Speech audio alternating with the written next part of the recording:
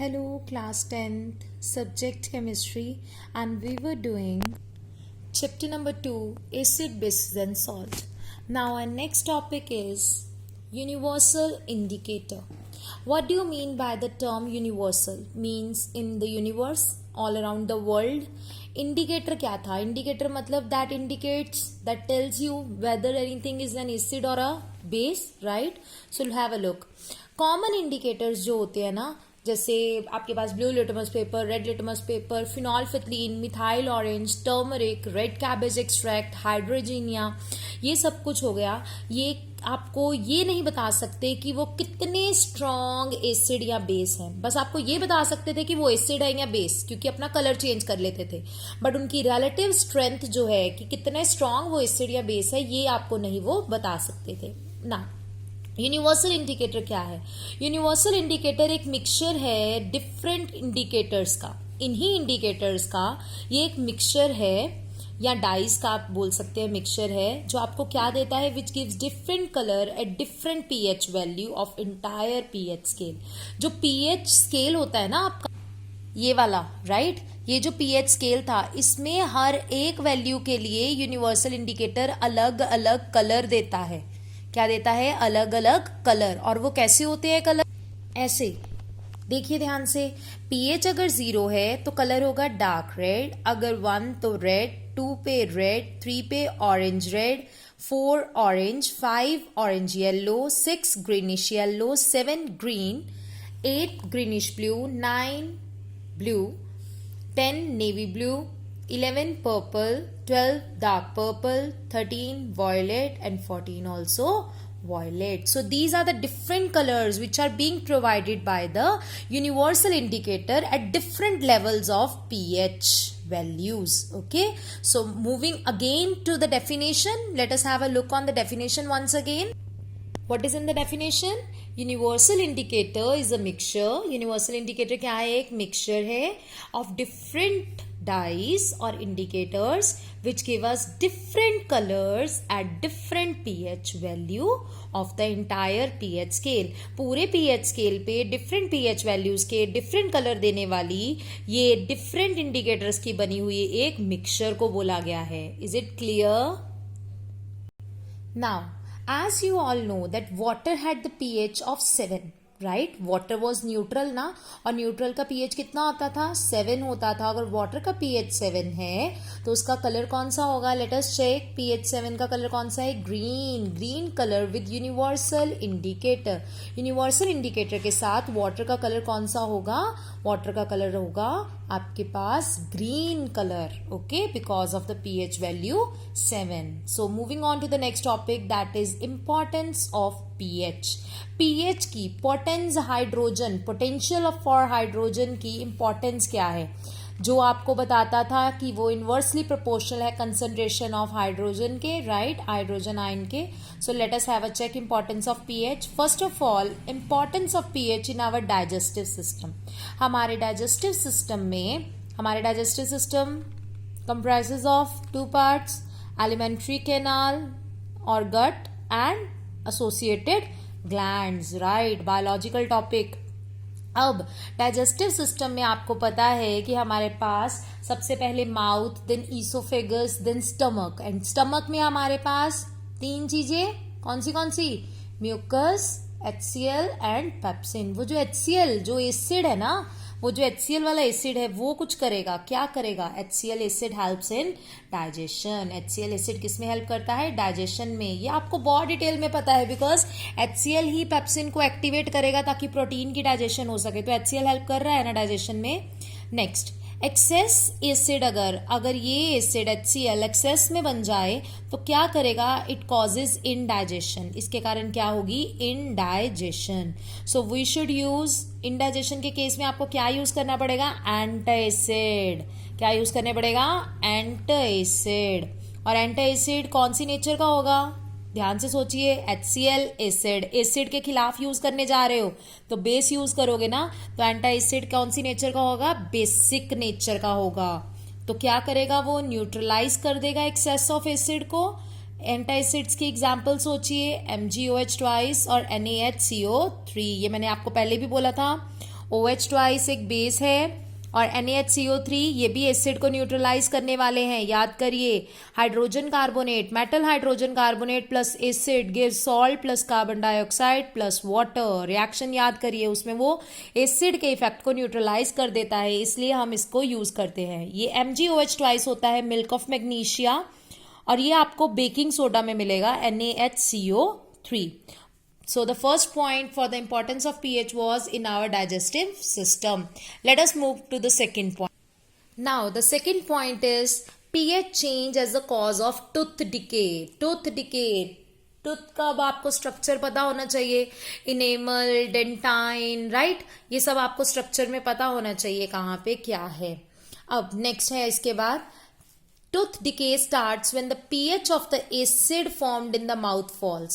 Acid हमारे mouth में कब फॉर्म होता है बेटा? जब आप शुगरी कुछ सब्सटेंस खा के सो जाते हैं या फिर मुंह में रह जाता है तो उसके ऊपर ग्रो करता है बैक्टीरिया, एंड वो बैक्टीरिया क्या रिलीज करता है? वो रिलीज करता है एसिड। तो उसके कारण आपके माउथ में उसका लेवल फॉल कर जाता है। फॉल का मतलब लो हो जाता है, और आपको याद होगा लो पीएच मोर एसिडिटी, जितना पीएच वैल्यू कम उतनी ज्यादा एसिडिटी, तो उसके कारण क्या होगा? Tooth decay.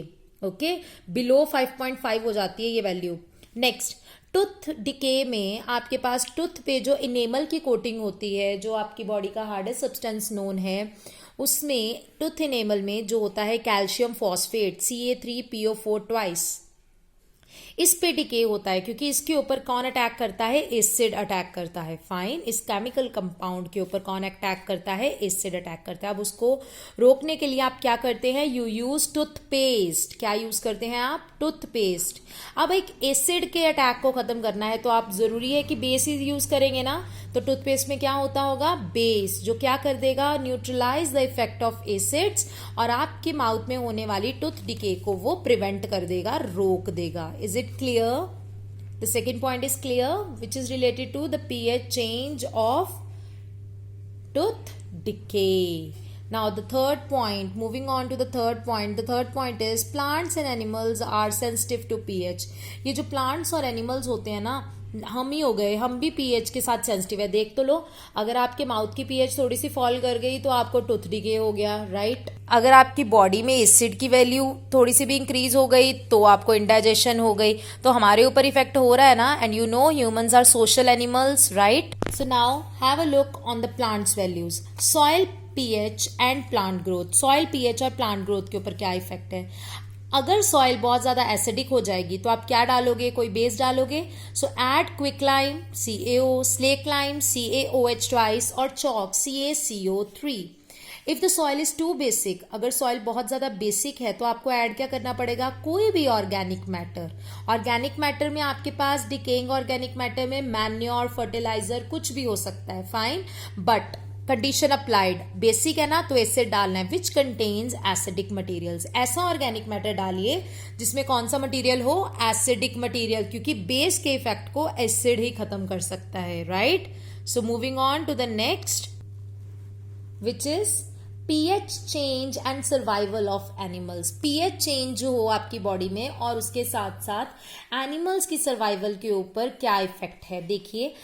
If our body works, अगर हमारी बॉडी ने प्रॉपरली वर्क करना है ना तो उसको पीएच रेंज चाहिए 7.0 से 7.8। याद रखिएगा, हमारी बॉडी को प्रॉपरली वर्क करने के लिए पीएच चाहिए 7.0 से 7.8 तक। इफ एसिडिटी इंक्रीजिंग, अगर एसिडिटी इंक्रीज कर जाए हमारी बॉडी की तो क्या होगा? क्या होगा हमारी बॉडी की? अगर इंक्रीज कर जाए, ये लेक वाटर है, मैं लेक वाटर की नहीं पूछ रही, मैं हमारी बॉडी की एसिडिटी इंक्रीज करने की बात कर रही हूँ, मतलब HCl इंक्रीज करने की बात कर रही हूँ। उसके कारण आपने क्या हुआ था? इंडाइजेशन, जिसके कारण हमने एंटासिड्स लिया था। अब अगर लेक वाटर में इंक्रीज कर जाए एसिडिटी लेवल तो क्या होगा? फिशेस के ऊपर इफेक्ट पड़ेगा, एक्वेटिक प्लांट्स एनिमल्स पे इफेक्ट पड़ेगा, तो उसके लिए आपको कैल्शियम कार्बोनेट डालना पड़ेगा।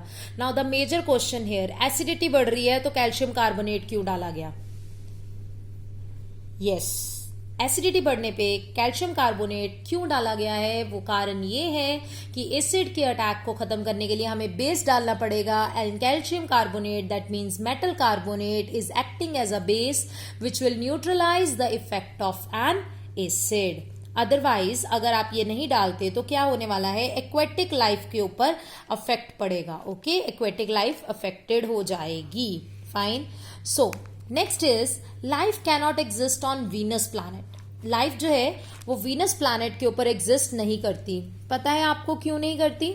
सो ध्यान से देखिए, जो एटमॉस्फेयर है ना वीनस का, वो thick white and yellow clouds of sulphuric acid से बना हुआ है. एटमॉस्फेयर है जो, जैसे हमारे एटमॉस्फेयर है ना जिसमें डिफरेंट लेयर्स हैं, troposphere, stratosphere, mesosphere, exosphere, ionospheres, right. वैसे ही वीनस का जो एटमॉस्फेयर है वो किसका बना हुआ है, thick white yellow clouds of H2SO4, that means sulphuric acid का, जिसके कारण लाइफ पॉसिबल ही नहीं हो पा रही वीनस के ऊपर. Is it clear?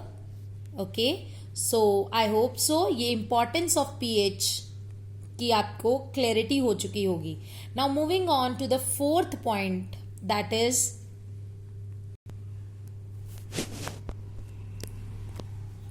Self defence of animals and plants. Animals और प्लांट्स का खुद का सेल्फ डिफेंस सिस्टम क्या है, इसके लिए मैंने ना एक चार्ट बना दिया है जिसमें मेरा फर्स्ट कॉलम है एनिमल्स, सेकंड कॉलम है लिक्विड इंजेक्टेड, जो लिक्विड वो हमारी बॉडी में इंजेक्ट करेंगे, और थर्ड हमारे पास है रेमेडी. रेमेडी मतलब उसका हल क्या निकलेगा या उसके लिए आप क्या और डाल सकते हो ताकि लिक्विड का इफेक्ट खत्म हो जाए. ओके, सो सबसे पहले मैंने एनिमल का नाम लिखा है.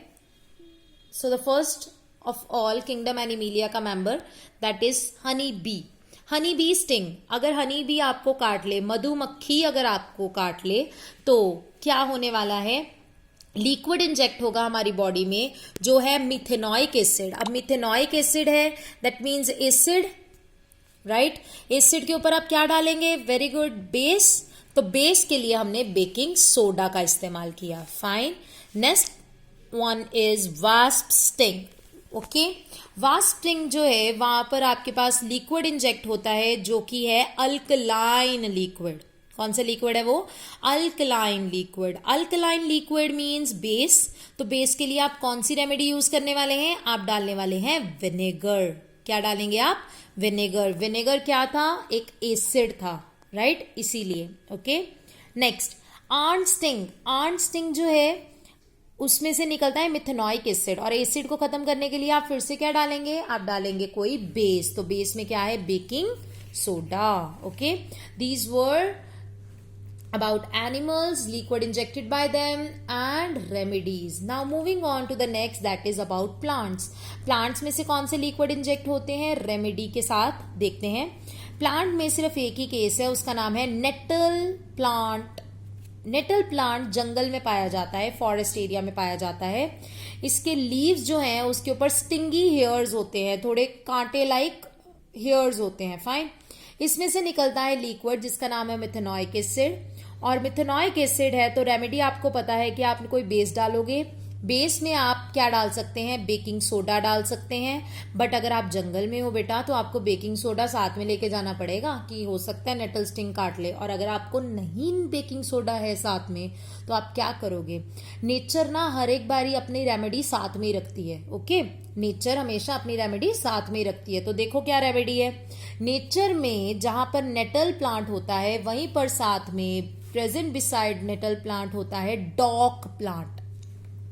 अगर आप डॉग प्लांट के लीव्स को उठाएं और उनको रब कर लें उस जगह पे जहां पर नेटल प्लांट के स्टिंगी हेयर्स लगे थे जिसमें से एसिड लगा था, तो इफेक्ट खत्म हो जाता है. इसका मतलब डॉग प्लांट में क्या है, डॉग प्लांट में है कोई base. Is it clear? So ये एक रेमेडी जो नेचर अपने अकॉर्डिंगली देती है, जिसमें नेटल प्लांट जो है वो मिथेनॉइक एसिड देता है और उसके बदले में उसके पास पड़ा होता है डॉग प्लांट जिसमें से निकलता है बेस. क्या निकलता है उसमें से, बेस. आई होप सो आज का टॉपिक आपको समझ आ गया होगा और इसके साथ आपका पार्ट नंबर 2 जो है वो कंप्लीट हो जाता है चैप्टर नंबर 2 का.